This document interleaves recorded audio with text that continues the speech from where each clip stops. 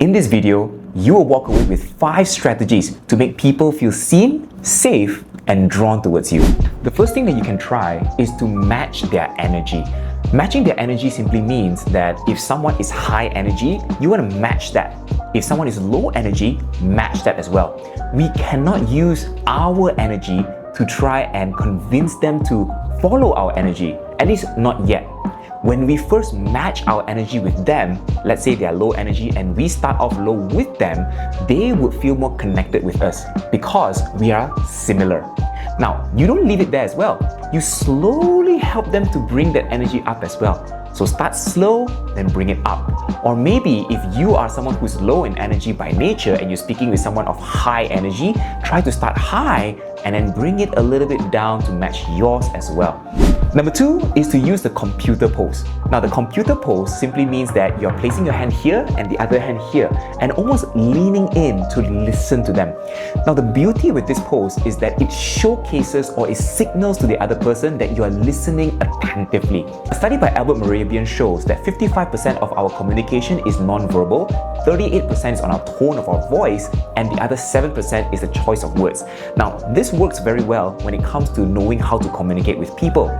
It's so easy if I were to say, I'm very interested, I'm very invested, but my body language doesn't show it. But by simply using the computer pose and saying, I'm very interested and I'm invested, it showcases an even stronger impact to the person listening that you are really invested in the communication. Point number 3 is ask more questions. And this, I think, is a no-brainer. People like to talk about themselves. The more you ask questions, the more it shows that you are interested to know about their life. So ask more follow-up questions to get them to talk more.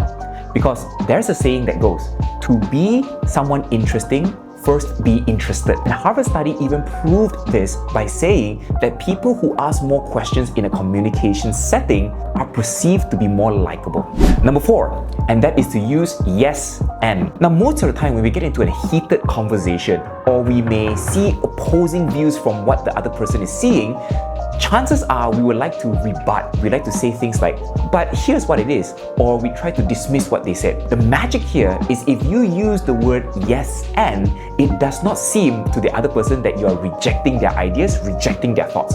Rather, you are building upon their ideas and their thoughts. For example, someone comes to you and said, no, I disagree, public speaking is not important. And then you reply, but I think public speaking is important.